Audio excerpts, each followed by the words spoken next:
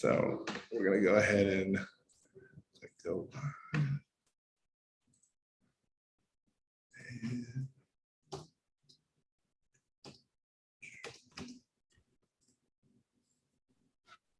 Hey everyone, thank you for joining us for this incredible military panel today, Boot Camp to Boot Camp. I am Trey Iapachino from Codeup, and joining me today are Christopher Aguirre, Desiree McElroy, and Taryn McKenzie. Don't forget, if this is your first time joining us on this channel, to go ahead and like and subscribe so you can get more great content like this. All right, and without further ado, because you didn't say come here to listen to me talk, we're going to get right into it, right?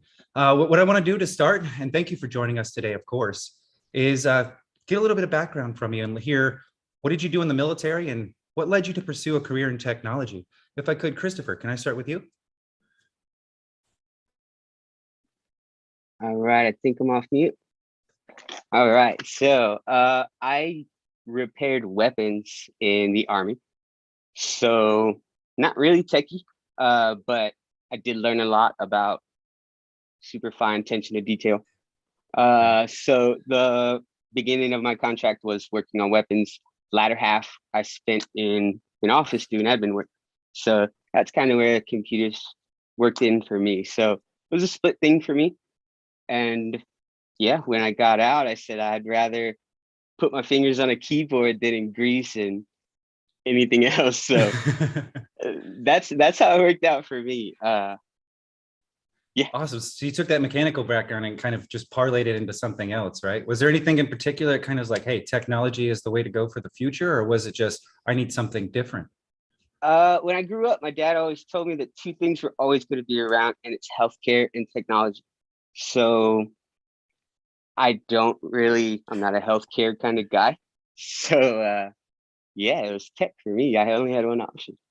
Awesome. Yeah, well, glad you made it to us. So that's really great. Desiree, I'll ask you the same question. What did you do in the military and what made you make that leap to technology? Yeah, so I joined the Navy back in 2013, and I was in the Navy what's called a cryptological technical interpreter. So I was basically a Chinese language analyst for the military. So I went to California and studied Mandarin Chinese for a year and a half, and then I was sent to Hawaii for a little over 4 years, where I worked for a DoD intelligence agency, basically as a Chinese analyst. And so basically working in that, I kind of realized I really like working in analysis, like kind of grabbing puzzle pieces together, putting them together, and then creating reports out of those and reporting them to higher officials. So that was something that I really liked doing. And in the meantime, I was pursuing a bachelor's in natural science and mathematics. So when I transitioned out of the military in 2019 and ended up in San Antonio, I was continuing to work as a Chinese language analyst for the Air Force.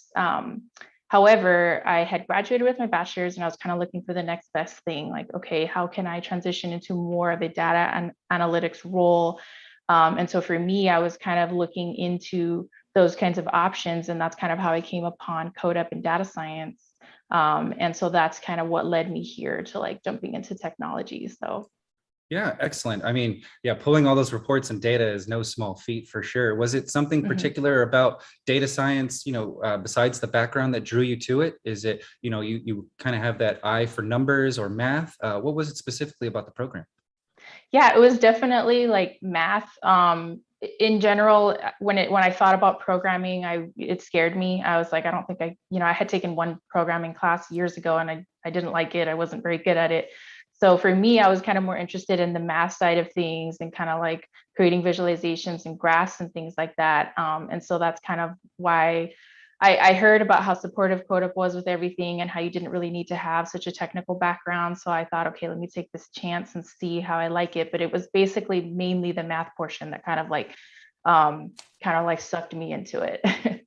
Awesome. Well, again, so like with Christopher, I'm glad you're here and I'm glad we were able to get you through our course. That seems to be very successful at it so far. And we'll touch on that a little bit later. Thank you.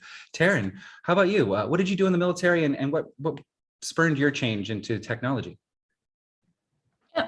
So I was a Marine Corps videographer in the military, and what got me into the thought of technology was working with systems and design technologies in the Marine Corps.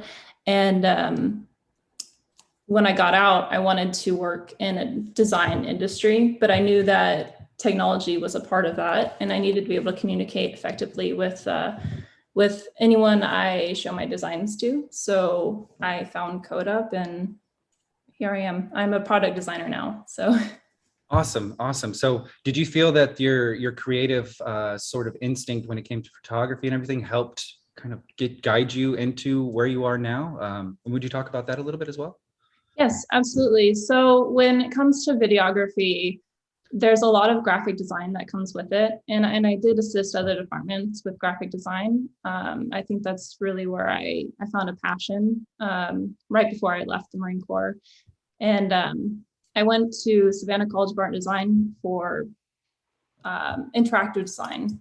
And that kind of fell into the tech field as well. So that also pushed me towards coding.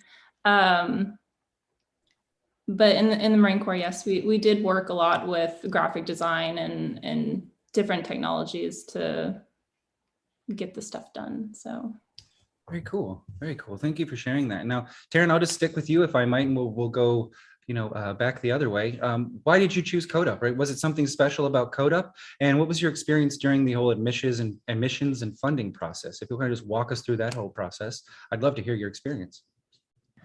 yeah, so I went through Voc Rehab and they introduced me to Codeup. I had seen the billboards driving through Texas. I'm not native to Texas. We moved here in 2018. And Voc Rehab, they're like, hey, we know you want to go into design, but have you ever thought about coding? And I said, I have some experience, but I don't know. And I went for it anyways. But great. What was the question again? What was your experience during the admissions and funding process after you decided Codeup was the one for you?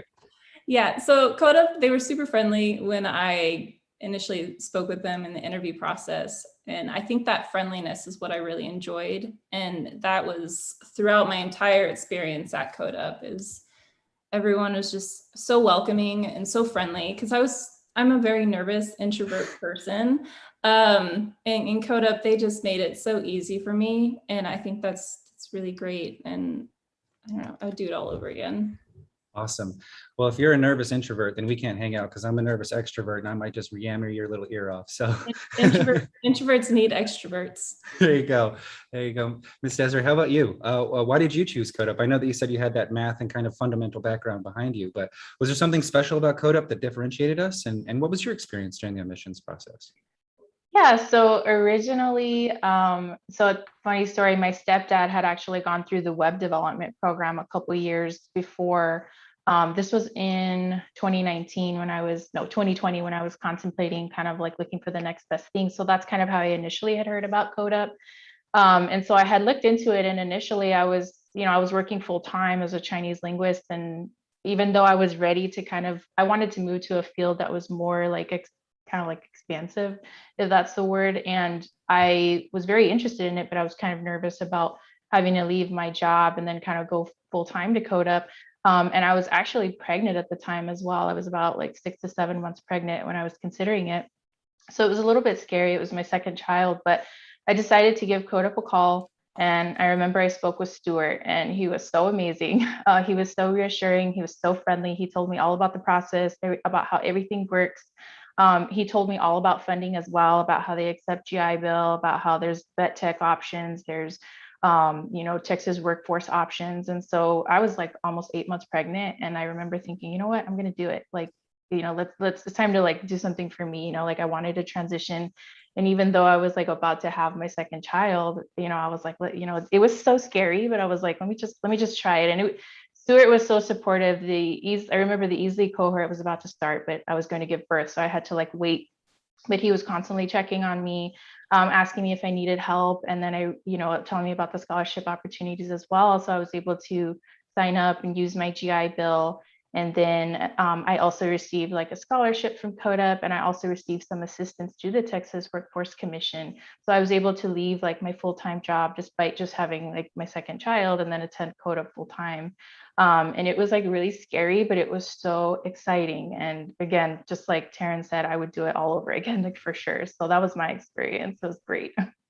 That's awesome. And I can't even imagine the challenge of raising a newborn and going to class, the data science class. So how were you able to balance that? Did you find that, giving full attention during the day still allowed you those pockets of being mother and balancing that with studying in the evening? Yeah, so it was definitely a little bit of a challenge. I would say that I'm lucky because I did spend like months. I spent a couple months saving up for daycare. I had one child in daycare already, and I knew I wanted to send. I was like, my newborn, like as soon as they're old enough, I wanted to send them as well. So I had to save up some money, and I did send them to daycare. But with COVID and constantly being sick, they were frequently home.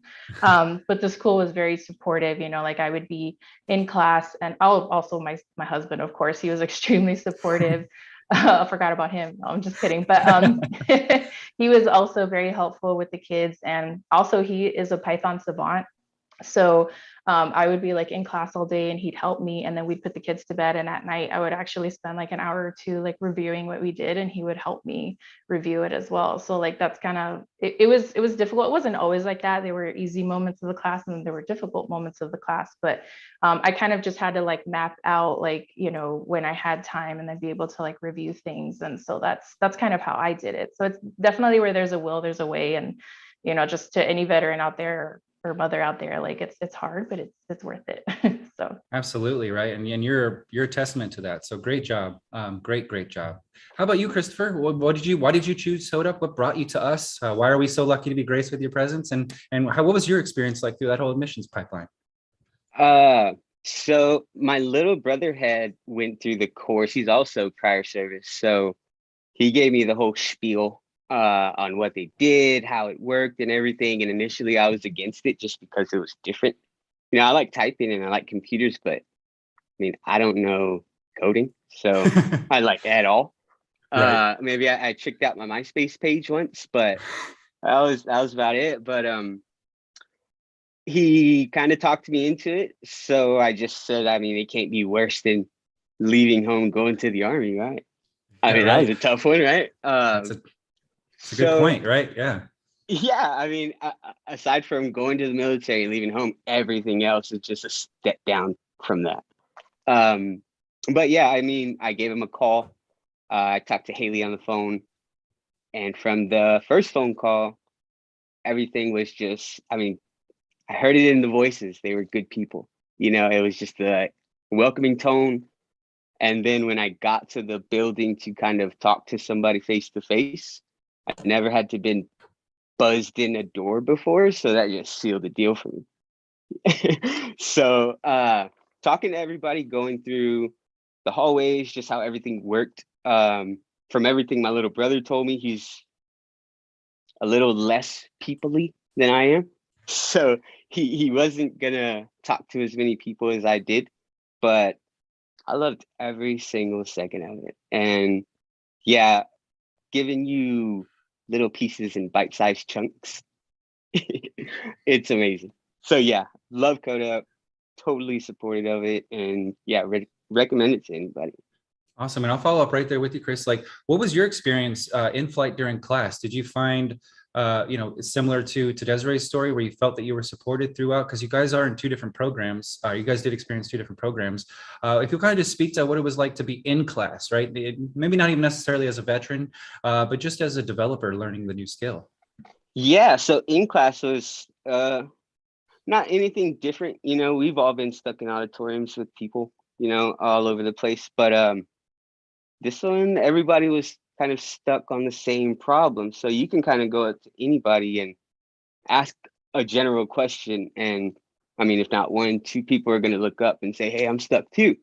So, you realize how, even people that have a tech background, we're still getting stuck on some things. But to see people just get up out of their chairs to go ask somebody else for help, because, we like to use our echelons before we get to the top tier, right? Right. So if any of the students know it, look for them and look for some help. And yeah, it was way different than a school vibe for sure, because I wasn't a school person. I wasn't interactive. Didn't really like it too much. But here is just a totally different thing. Yeah, and I'll agree with you. I was similar to that, right? I tried college a couple times. Even in high school, I'm just not a school person. It's hard to keep me in a desk, first of all, but secondly, just trying to get focused and figure out what it is exactly that I want to do, and then just run full speed at it, right? So it's really great to hear that you found that in Codeup. Taryn, would you say that your experience is something similar, the support and what it's like to be in program? Absolutely. So I went through Codeup when they initially had the COVID outbreak and the transition from in-class to online. So I was able to experience both of those within one class sitting. Very interesting. Codeup was super supportive of those veterans during that transitional time because of the technical legal aspects of the GI, not the GI Bill, but the voc rehab stuff and paying for Codeup. They were super helpful, but I think the classroom, everyone was super supportive, very helpful, very collaborative. You weren't on your own. If you had a problem, you just brought it up to the person next to you and they were like, hey, I'll help you. If you do that in college, sometimes you'll get a response and sometimes they'll be like, please leave me alone. But at Codeup, it's more so like, they kind of feel like your brothers and sisters in the class, which is very similar to the military. You have your brothers and sisters and we're all working towards the same goal. Might as well help each other out on the way. Absolutely. And thank you for sharing that. I've heard that from a few of our veterans in program as well, right? They love that feeling of camaraderie, that feeling as like a one solid unit, one team that are all going towards that common goal, like you so eloquently stated. Desiree, I know you mentioned your husband being supportive and everything. Did you find that same sort of support in the data science program where it just felt like, we're one team all running towards that goal? Yes, absolutely. Shout out to my Florence cohort. I mean, I got so close with them. We still speak every day. And that was something that I forgot to mention at night when I would log on with, or I would like review my work with my husband. I would also log on with like some of my friends from Florence. Because I went through, during COVID times as well. So the entire class was on Zoom. But we would use the same class link and we'd log on and sometimes we'd be on there till like midnight, like 1 a.m, like finishing our projects together, reviewing things, helping each other. And we loved it so much. We even started meeting up at Geekdom, like in person and doing classes in person together just because we wanted to. And so we loved that. Like I still speak to my Florence cohort almost every day and most of them. And then some of them even came over to my house a couple weeks ago. We had like a game night, like I'm very close with everybody. And yeah, I agree with Taryn. Like the biggest thing that I found similar to the military was that camaraderie. Like I remember I'm very extremely close with some of my friends and sisters and brothers from the military. I still speak to them every day, and it was so similar going through Coda. Like it reminded me. I used to tell them all the time. It reminds me of like that year and a half that I went through learning Chinese and like being tortured like with friends. It was very well. Okay, Coda wasn't torturous, but it was stressful. But we were able to just bond through that, and it was just like Christopher and Taryn said, you'd be lost, but then you look at your friend and they were lost too. So you could be lost together. And it was just so easy to find the way with each other. That was the biggest thing. And not just with them, but like our teachers as well. Like everyone was just there for each other. And I loved it. That was like definitely the biggest thing. It was definitely one of the most fun 6 months of my life, I would have to say. Awesome. Taryn, I'll start with you for the next one. I want to hear, what about your military experience really helped you prepare, not only for your time at Codeup, which is important, right? Learning how to learn, but your time post Codeup in this new role that you're in. What kind of skills are transferable or just those experience from the Marine Corps that you had that you can say, this definitely helped me in Codeup and this absolutely helps me now that I'm doing the job day to day? So in the Marine Corps, of course, it's adaptability. That's a big one. Being able to take a hard left when you need to and not have to worry about what you were just working on.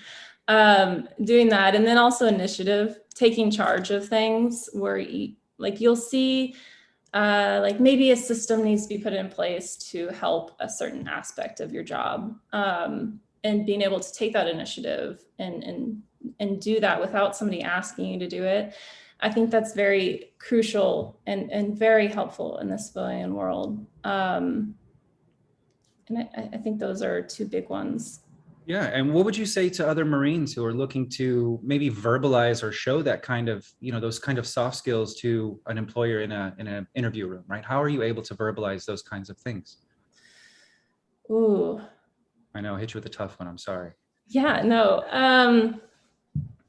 I think the way that I communicated it with this job, I had a interview that involved a design challenge, and in a lot of coding jobs, you'll also get coding challenges as well. But taking that initiative to go the extra mile on that challenge, that really sets you apart from any other candidate. And so like if they give you like a bonus exercise or a bonus, or even if it's something they didn't even tell you to do, you're just like showing your passion through that initiative. And they really value that. Companies really enjoy that. Absolutely. If your experience is anything like mine, I've found that, for a lot of people who don't have military background or maybe don't have that extra little bit of grit, it's kind of hard to teach the initiative, right? You can't teach someone to take the initiative, to see something that needs to be done and act, react, right? Whatever. So that's really great information that you shared. I really, really appreciate that. Because like I was saying, most people in the civilian sector, I'm not talking down about our civilian counterparts. It's just, they have a different skill set, right? Maybe their intent in their training was different, but it's really great to hear that, Taryn. Thank you. Christopher, how about you, sir? What other what is your military experience? How did that prepare you for not only Codeup, but post, and now that you're a developer sitting in the seat doing that job? Really, I could boil it down into two things: just my soft skills and that little bit of extra discipline in my work ethic. Because I mean, before I went there, I would work, yeah, sure, but I mean, I was just working to get off, right? But now I like to work to get a job done, one task at a time. And yeah, it made a world of a difference for me, just because I was a little bit of a slacker, but it whipped me into shape, and it really helped with everything I do outside of the military. I mean, it's playing music, working on benches, like little wood craftsmanship. It's just really, you got to enjoy what you're doing, or else you're not going to give it your all. Yeah. And knowing how to put that into your head really, really kind of gets the gears going. Certainly. Now, I know I heard you say that, checking off one thing at a time, and that's kind of like the process, you're kind of process driven, if that's what I can deduce from that. Mm-hmm. So was it something, I know you had a mechanical background in your time in the Army, was that experience that helped you kind of working through, your work orders, your checklists and everything else, that kind of help your brain geared towards something like that? Or did you already have that in you? No, taking things apart and putting them back together, it's kind of like common sense, right? People take things apart, but when you find yourself having like little manuals in your pockets, when you're reading on board times and you find yourself reading about your work, it's like, okay, something changed in me and this isn't supposed to happen. But let's see where it goes, right? And it really worked out for me. It plays a role into everything that I do. So awesome. And Desiree, you did kind of touch on it earlier when you were speaking about working not only amongst your cohort mates, but even now. But I do want to hear, like, what top skills did you say are directly transferable from your military experience, and what things have set you apart from your perhaps civilian counterparts? So the biggest thing that comes to mind for me is probably being able to like speak in front of a crowd and kind of like present things in layman's terms. I think I learned a lot about that in the military and got very comfortable with it. So I am kind of like, I don't really get nervous when I speak to people, speak to strangers. I do like to network a lot. That's something that you kind of needed to get by in the military. You had to be able to present things, be uncomfortable all the time. And so that was like probably one of the top skills I took away. My job per se did have a lot to do with like analysis, but there wasn't a whole lot of math or anything like that involved, but kind of putting those puzzle pieces together was something that I was used to doing. And the last thing would probably be, spending almost a year and a half learning Mandarin Chinese in California was I felt like I got water hosed, and it was like lots of information coming at me constantly, and you didn't think you were like absorbing it, but then afterwards you were like, oh, okay, I know Chinese. And then I go to Codeup and it was like the same thing. Like we were kind of getting water hosed with lots of information. And then, but I was, it's like, okay, and I would remind myself, okay, this is like when I was learning Chinese, I thought that I was lost, but I wasn't. And so little by little, towards the end of like my 6-month, boot camp at Codeup and everything, I was like, okay, I do understand it. And then I start my first job as a data scientist, and I was like, okay, you know what, I do know this, like this, okay, I did absorb that. So that was like another thing that was kind of reassuring, was dealing with those high stress environments, knowing that you are absorbing things, you're learning, and to just kind of have patience with things was the biggest, kind of like one of the biggest takeaways that I had basically with my job. So Yeah, you bet. Thank you. I mean, yeah, like we said, we all have some things that are directly relatable, right? Like some of the soft skills that we can transfer, absolutely. And then learning those other hard skills. But I think for me, what I got most out of the military was just, like you said, just being comfortable being uncomfortable, right? Constantly being in that learning mindset, not thinking that you're the authority on most things, but just knowing that there's probably someone out there who has 5 more years time in rank, time in service. They've been in this job longer. They've got a different kind of specialty, right? Being able to seek out people who are the experts in those fields and leveraging that knowledge. That's really what it came down to me, is, being able to be that two-striper, that E3, and walk up to an E7 or an O4 and ask the questions, right? And that's prepared me for what's followed my military career. So thank you all for sharing that. I want to start with Desiree on this one, or excuse me, with Christopher on this one. I would say, there are a lot of military members out there who are looking just like we were when we separated, like, okay, I'm not going to do ComSec forever, right? Like, I'm not going to do logistics. I'm not going to be a truck driver. I'm not going to turn wrenches. It's just not who I want to be anymore. Based on what you know now, what advice would you give to those military members who are trying to figure out what it is that their next step is, right? For you, it was technology. Maybe for them, it's something different. But what advice would you give to those military members who are considering that transition, and what helped you get through that transition to decision? Well, I didn't really have a whole post plan going on for me when I got out of the military. I mean, my background was in weapons, not really a lot of jobs, for people fixing guns. Texas, yeah, you'll find a couple, but not a living.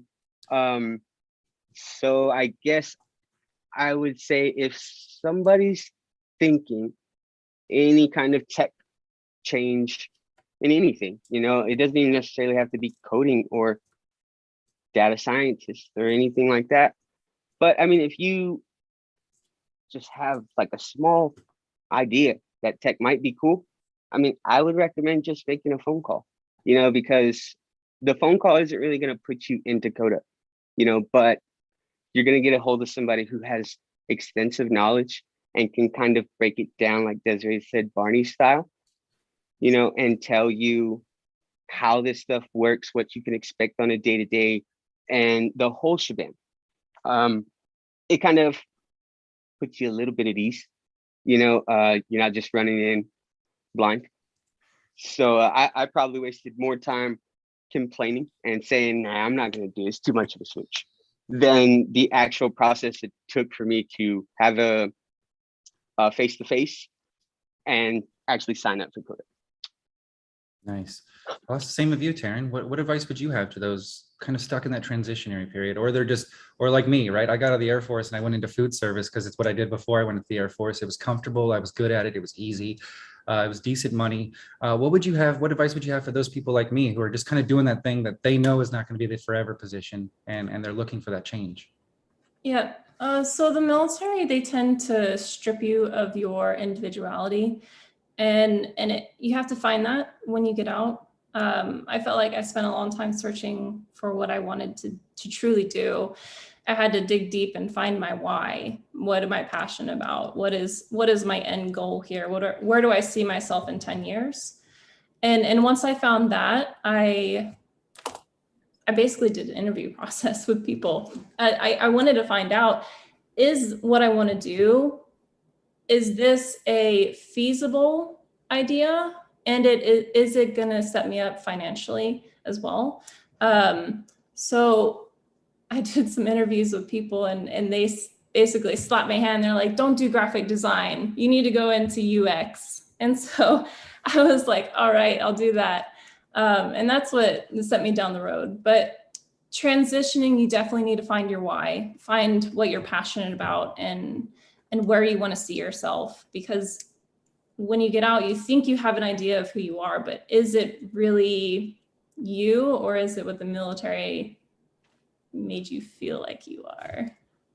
Yeah, that's a very interesting point, right? I think I can't speak to anyone else's experience, of course, but I kind of struggle with that, particularly since my military career was somewhat short. I served for 4.5 years and then transitioned and came right back to Texas. So it was kind of like, what was that 4 years about, right? I just kind of went there, did the thing, came back, and then I was just like, now what, right?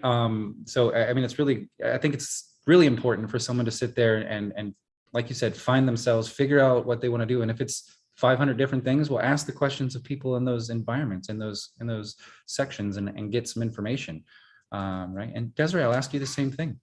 Do you have any advice, particularly for those transitioning linguists? I know that's a pretty special skill set. You pretty much will end up in Hawaii or Fort Meade, Maryland. So if you want to get out of those two spots, what advice could you give those people? Yeah, definitely. So, yeah, I mean, it took me a hot minute to decide that I really like data analysis and data science. So I think the first thing is to kind of get like an idea of like the subject that you would kind of like to work in. Kind of like just do a little bit of online research and see. And I love how Taryn said that the military does kind of strip you of your individuality.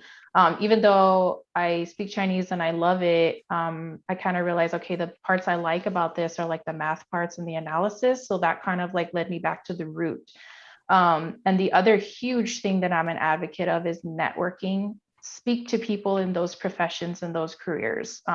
That's what I did. I wanted to be a math teacher originally. I was talking to math teachers and everyone was like, no, don't do it, So, and then I started finding other data analysts and data scientists. And when I particularly found a linguist that went to the data science Bay cohort, shout out to Jeff, and he had transitioned from the Navy into data science as well. And I think that kind of sealed the deal for me, like having someone with that hands-on experience that I had and who was like, I love it, do it. Codeup is amazing. And so I was like, okay, this is for me, and it definitely took a lot of research and speaking to a lot of people to kind of decide, okay, what is it, and I'm still in the reserves. I speak to my unit. Everyone works in cyber and intelligence. And I was like, I just don't want to, I don't want to do that anymore. So lots of networking, lots of, don't be shy, reach out to people in different professions, ask what they do, see how they like it, see how that fits in with what you want to do, and then learn how to apply that. I think that's the biggest thing. I think that's extremely helpful, is to talk to other people. Yeah, absolutely. That is gigantic, right? Especially, I mean, as humans, we just don't know what we don't know, right? So if you think I might be able to do development, but I've literally never seen anyone write code, I've never seen code, I don't really know what they do, well, that's not an option for you. So asking those questions, getting in the networking events, I found is really important. And then realizing too that there are tons and tons of resources out there for the veteran population, particularly if you're in that 180 day from separation window. That's really the hot time to get in front of all those resources and really try to figure out what it is that you want to do. It's a really great time to do that. Let's kind of pivot a little bit, right? We've been talking about what you've been doing in program, pre-program, but the big reason you joined Codeup was not only the skills that we teach you, but the placement assistance and the promise of the job at the end of the tunnel, right? At the end of the rainbow. So we'll start with Taryn on this one. Would you speak to what it was like for you, let's say a couple weeks before graduation, through the job hunt and into that first position? What did that feel like? How was your support? And what were some maybe best tips and tricks that you had from that to make a successful job hunt? If that wasn't too wordy of a question, I apologize. I can rephrase if you need me to. So the job hunt was actually fairly quick, especially during COVID times when people were getting laid off left and right. I got lucky, I think, and I actually kind of set my expectations a bit lower than I probably should have. But I just wanted that initial software development job, and I did get that. And going through that process of getting that first job, I was actually able to apply that again in my second job, this current job as a product designer. So I had a benchmark for like how many interviews to do in a week, and of those interviews, how many interviews am I getting? How many offers am I getting? And if I'm not meeting those benchmarks for those, then I need to adjust something. I need to adjust my portfolio. I need to adjust my resume. And that was a big thing coming out of Codeup, because they're very helpful when it comes to resumes and interviews. You go through rounds of interview prep. Yeah. Mock interviews? Yeah, mock interviews. That's what it is. Yes, they're very. I would say that Codeup, when they do the mock interviews, they set the bar super high. It's very nerve-wracking. But when you do an actual interview, it's a little bit easier after that. So they do set the bar high so that when you do actually get an interview, it's much easier. Awesome. Awesome. Do you think that you had any carryover skills from your military experience that helped you through that application interview process? Was there anything that you could kind of leverage from your time in the Marine Corps? Besides the fact that you were a Marine? I think being able to organize and communicate ideas effectively on paper or in my portfolio, the ability to communicate is crucial, because you need to communicate to the employers who you are and what you can do to them, like not do to them, do for them. You want to be able to communicate effectively what you're capable of. Yeah, absolutely. Right. And usually, especially when we're seeing more and more with corporations really placing more of an impetus on those soft skills, right? How are we as a corporate community? How are we as a work environment? So I'm glad that you mentioned, communication. Desiree or Christopher, if you want to hop in, whoever's next. Desiree, how about you? What was your experience like, post-graduation, the application process, interviewing, and then finally getting that offer letter and being able to tell your husband and celebrate? It was definitely like nerve-wracking for sure. But it was, I had so much support, from our teachers. Like Taryn said, doing those mock interviews, the bar is set very high and you feel like you completely bombed it. But most of the interviews that I had afterwards were a lot easier. And of course, having like the support from Stephen and everything, kind of like certain questions I would ask him, hey, how should I, do you have advice on how I can answer a question like this? Or just kind of like, they also, Codeup also helps you prepare by like, presenting so many things to the class. And then, so sometimes I would like practice like my interview skills just on Zoom by myself, or questions that I think I might get asked. And so I felt very confident going into most of the interviews that I did. And I did, end up landing this position at like my top choice of company. And so that was very exciting. And like I said, the interviews were easier. So it wasn't as hard, but I think it definitely helped with the nerves. I wasn't very nervous going into any of my interviews.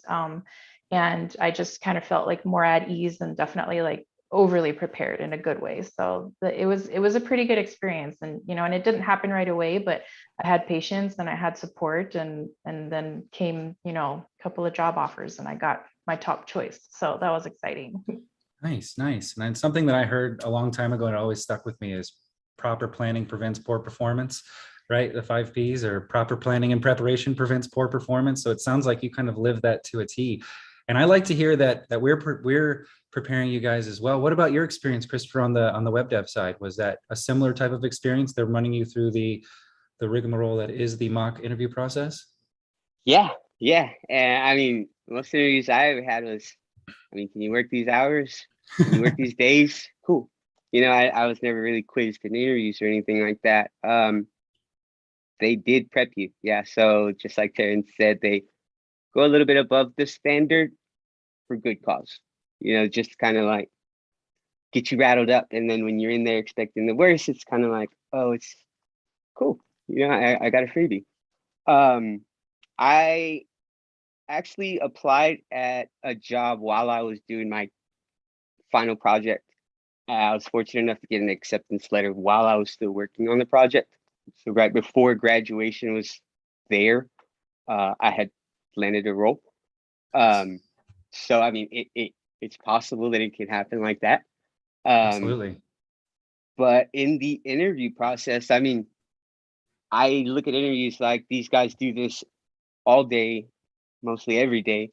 So don't do the same routine, don't go in quiet with no questions, anything like that. Just do a little bit of homework on any kind of job that you plan on having interviews for, just because a couple of off the cuff questions about the company or about the day-to-day life that somebody deals with, it kind of puts you aside from the others. Ask the person how they're doing. Don't just let them ask you all the questions. Be a little bit more interactive, because it's a good spot and a good position to be in. So you want to give it everything you got, even if it's a little bit outside of your norm. Excellent. Yeah. I mean, really great insight. And I'm just going to piggyback on what you said. And if I could hear, what that transition was like, right? Because we've already talked about the transition from active duty to student and what that exploration was. Now student to hired, right? But now you're a hired veteran in the seat. What's that like starting in that role as a veteran? Do you use your veteran status, or does that matter? And kind of speak to what it's like transitioning from student into your first role as a developer. Yeah, super scary. Because especially when I left Codeup is when COVID happened. So I started working from home. So I didn't get to meet people and do the whole shabam. So I wasn't really around people, but again, you're on Teams, so everybody's a click away for questions. So it makes it a little bit easier for me. And then, I mean, I'm in a new place. I do this now. I never used to do it, but if I find out I'm working with I message everybody just to introduce myself. So I'm not a new guy in the call. I mean, it works well for me. Yeah. And it kind of gets you off the radar and kind of into people's sights, Yeah, absolutely. Right. Like, hey, I'm a human and I'm doing the work. I'm doing good work too. And then Here you find out that people are human, so if you're struggling, it's not going to be the end of the world. People are going to really try to help you, especially some of the senior devs. They're going to try to educate you and really try to put you under their wing. So it was a happy thing for me, because I was expecting the worst. Awesome. Taryn, I'll ask you the same question. What was that transition like, going from graduate into sitting in the seat for the first time, like that first day as a developer? You're in the seat as a veteran. You're like, okay, this is what I'm doing now. What was that like? What was that transition like for you, and what helped you? It was pretty nervous. I was nervous because you go from this very strict environment to an environment that's a little bit more fluid. And like roles and titles are a little bit more fluid. You're not as cautious about bringing up issues to leadership. And that's probably one thing I've had to unlearn from the military, is like, I can bring issues up if I want to, whereas in the military, you kind of just internalize that and hold it in and bottle it up. And then when you get out, you're just like, I can finally breathe and I can actually communicate what's going on in my head. And that's one big thing that I felt when I first got my job. Yeah, absolutely. Yeah, I had the same thing, right? I got my first job in a corporate setting, and I didn't know. I was like, nope, chain of command. It has to go this one, and then that one, and then this one, which most of the times it is that, but sometimes it's absolutely not, right? It's go talk to the senior dev over there. He's sitting 20 feet from you. Just talk to him and ask a question, right? So that's really excellent that you brought that up. How about you, Desiree? What was that transition like for you?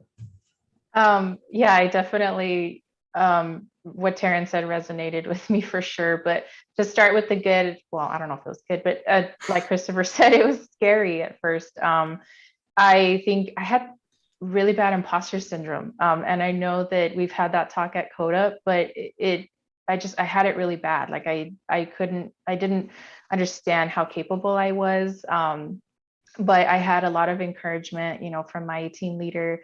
And so I was able to kind of like be able to perform the work that I was given and everything. But like Taryn said, I was afraid to reach out when I was struggling. And I kind of did think that, if I was struggling, that I was just failing at it. But luckily, like I said, my coworkers and my team lead had, and my mentor had been kind of like encouraging me, like, it's okay to reach out. It's okay to struggle. Like, we're here for you. And even with like, the people that I work with, I would just kind of let them know, okay. And then it'd be like, okay, let's learn this together. Like, so it was definitely like scary. And I think because, depending on where you go, sometimes you can be on a huge team or a small team. And so I kind of ended up on a small team. But I was able to kind of like seek mentorship from like other workers in the company to be able to kind of guide me and resources and so I was able to use kind of like company resources to be able to learn more about what I was doing. So, like I said, that's something that I had to learn from the military, is it's okay to like reach out for help. So yeah, it took me a while to get over that imposter syndrome, and I think I'm mostly over it, but sometimes it can hit you. But other than that, I definitely feel very prepared from what Codeup did teach us. So Absolutely. And for anyone out there who may not know what imposter syndrome is, it's basically you're doing a job and you're like, I don't belong. I am an imposter. This is not, I'm not a data scientist. I'm not a web developer. What the heck am I doing here? Any moment now, they're going to come in that door. They're going to realize that I'm a fraud. They're going to fire me and going to kick me out. Right. And we've all struggled with that. I mean, even still every day at Codeup, when I'm doing this job, I still struggle with that. I'm like, oh, I am way out of my depth here. I don't know what I'm doing. Well, I'm just some guy who can talk to people kind of okay. Like what, right?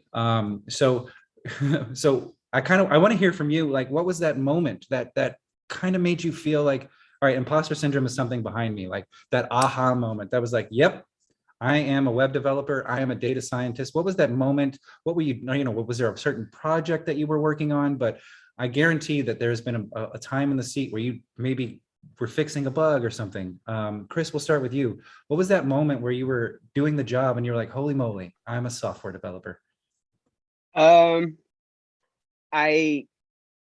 did a couple of interviews for my company not too long ago for new hires wanting to come in. So kind of going through the interview for these people coming into the company. I mean, I work on my stuff day to day, so it just kind of comes out like we're talking English, right? But to actually talk about it in depth and in such detail, that was really the moment that I said, hey, I'm pretty smart. Like there's something working up there. That's pretty cool. I never really thought about it because once I get to work, I'm just at work, right? I mean, my hands are moving.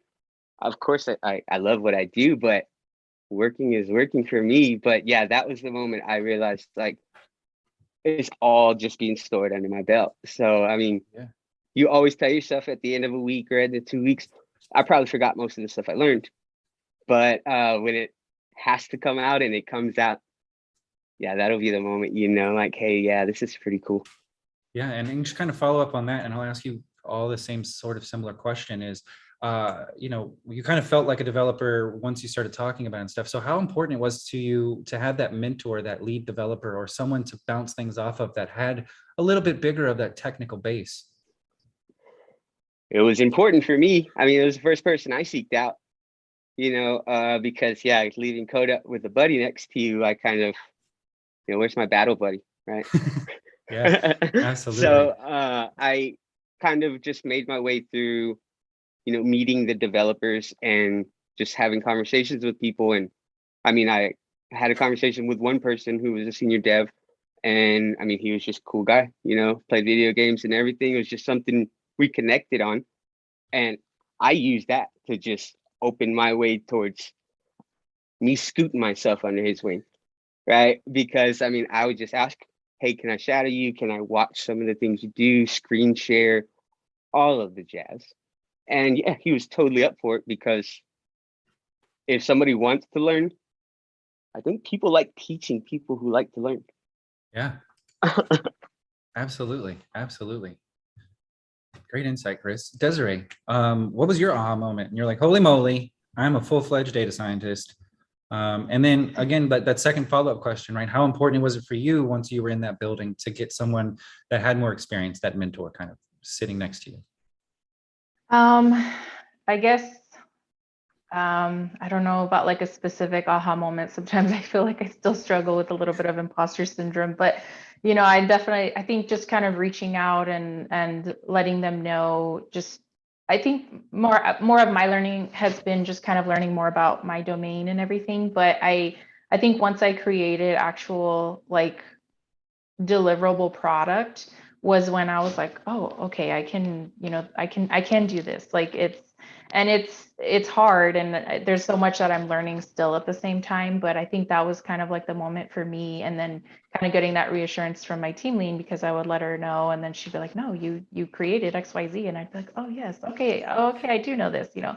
And so I do have a really good, I know that I have a good understanding and great foundation on data science in general, and just being able to explain it to like my counterparts and the people that I work for in depth.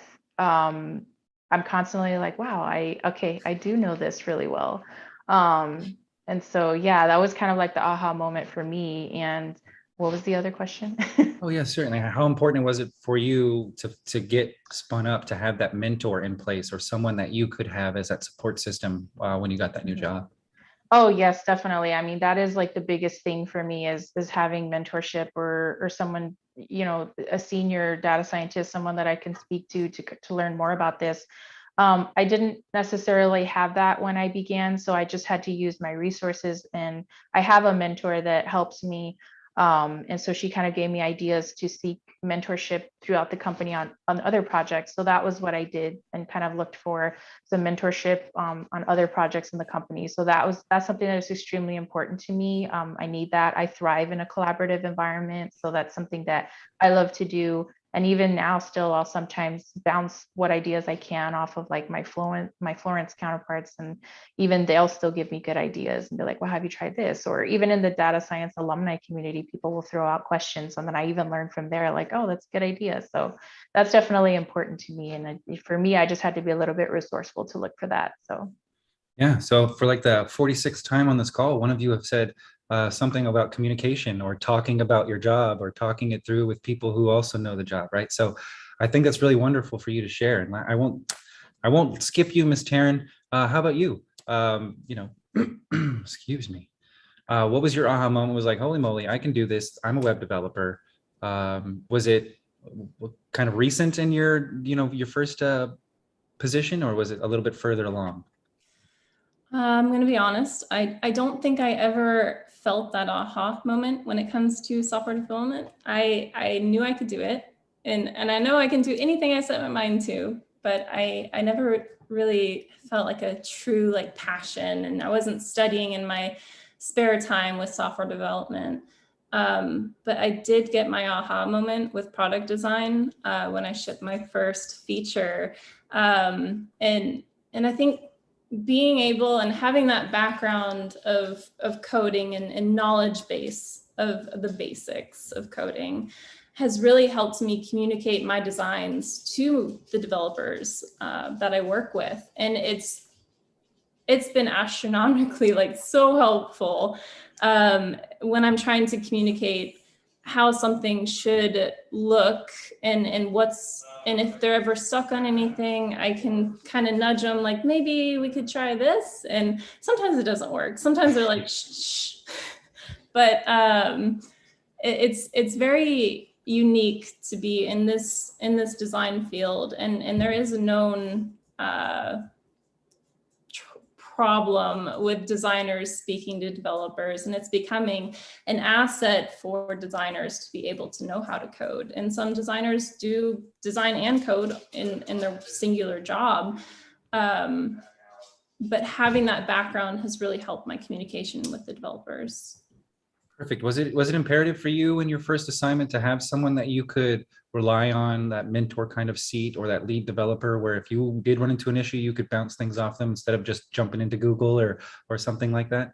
I bounce ideas off my developers all the time. I'm very adamant about some will be like, hey, I'm not a designer. I don't think my advice would be very helpful. But I come from the mindset of anyone with any kind of background can give me feedback on designs, and it is absolutely helpful because the different perspectives give a different perspective towards the design, and ultimately makes it better. Yeah, absolutely. Absolutely. I do want to spend the last few minutes just going through any burning desires that you guys might have, anything that you think you might you needed to add, any tips for current Codeup students. Is there anything that, you know, if you were to go back and do it all over again, you'd say, you know what, I might do this a touch differently this time? And I'll start with Desiree this time. Desiree, would you have any additional tips for some of our current or you know, data scientists that are going into our pipeline that would help them be successful? I think the main thing that I love to tell everyone about is like the different kinds of resources that are out there that some folks might not know about. The biggest one I think is Hire Heroes. They, you know, it's an organization that kind of helps transitioning veterans, and they helped me a lot during my time of Codeup. I had a counselor that was like assigned to me, and he was able to connect me with a mentor that worked as a data scientist. And he also helped me rewrite my resume as well as Codeup. So I had 2 different forms of resumes. And then I was also able to receive Coursera for free for a year. I still have Coursera for free. So that is a major, amazing resources I love to tell veterans about. That's something that you should definitely use. You know, even if you're kind of like, do I want to try out data science? You can take a Coursera for free through Hire Heroes. They can help you with that. There's so many resources I haven't even touched on. And another resource very similar called Onward to Opportunity is a resource that I also like to share with everyone. They provide training, and they will pay for 1 certification exam. And some of those options include like Python, SAS, fundamentals of data science. That's another good one that I like to tell everyone about. Yeah. And then just the funding, of course, don't forget about Vet Tech, GI Bill, vocational rehab. There's so many like resources. And of course, anybody can contact me. I feel like I know a whole bunch of resources like that, but that's one of the main things I like to share about. Absolutely. Yeah. When I was transitioning, I either didn't hear or I didn't look hard enough for resources that were available to me. So I missed out on a lot, right? I was either ignorant to it or naive to it or just was lazy. One of the 3 was absolutely true. But I think that's really wonderful that you brought that up, right? There are a ton of resources out there for our veteran community that they can leverage to gain training, to gain certifications, to gain even mentors, even buddies that are already doing the job that can help pave that road for you. That's really great. Christopher, what would be some advice, tips that you would have for veteran web developers that are either in program now or looking to join our program?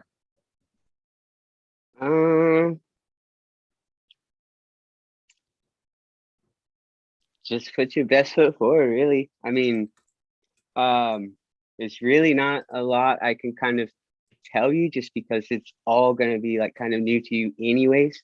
So like my advice is kind of going to be a little bit biased, right? But I think if you have your mindset like this is my place of duty for the next 5, 6, 7 months, and I mean, you really don't get sidetracked, you know, don't treat it like a school. Don't treat it like I'm going to go home and I don't need to study, because yeah, I mean, I don't really care who you are. Getting into any new field at all, you really can't expect to learn things in your sleep and just not having the will to kind of reach for it. So yeah, if it's something you want, try for it. And yeah, you'd really hate yourself if you didn't and you find out, wow, I wasted some time trying to do something. But I think, yeah, just treat it like a job, and I think you can be cool. Awesome. Yeah, that's a really great, wonderful advice. Drive and determination, right? So I've heard communication over and over, drive, determination. Taryn, what would be some last minute tips before we close up here? Some things that you were saying, hey, if I had to know this over again before I started the program, this would have made me a little bit more prepared, a little bit more successful. I would definitely say do the bonus work. I know there's work before you come into Codeup. I'm not sure how much of that has changed since I went through. But there's this long list of problems you can solve and do all those. Do the extra mile, I think it's 100 of them. Do all 100. Do all the extra exercises in each lesson, and leave a comment. And it sounds silly, but leave a comment on every line of code if you can, because you're going to go back to that code and have no idea what it means, no idea what you're trying to do. Some of the basics, yes, you'll probably know, but the majority of things, just leave a comment for yourself, like leave a little positive note for yourself in the future. That's my advice. Awesome. Wonderful, wonderful advice. Well, it's 1:30, you all. We did it. We made it a whole hour. I really cannot express to you how appreciative I am for all three of you for joining me today, for letting me badger you with questions and just learn as much as I could about you all. I'm sure I can only speak for myself, of course, but I'm sure the rest of the veterans out there tuned in are pretty thankful as well. I also want to thank everyone who tuned in on YouTube and everywhere else that's watching us. Don't forget that if you want to see more content like this, go ahead and like us and follow us on Facebook, LinkedIn, Instagram. We have a TikTok. We've also got this YouTube channel where you can see more panels like this going forward. I'm Trey Iapachino. If you guys need anything, Trey at Codeup. But other than that, thank you all again, Christopher, Taryn, and Desiree for joining us today. It was a really great time learning about you, learning about your experience, and getting to chat. All right. So take care, everyone. Yeah, thanks for having me. It was a blast, like always. Yeah, of course, Christopher. Thank you. Take care of yourself, bud.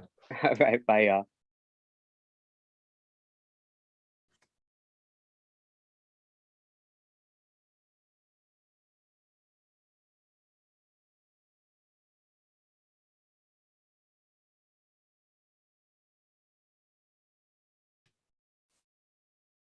Where did everybody go? I'm all by myself now.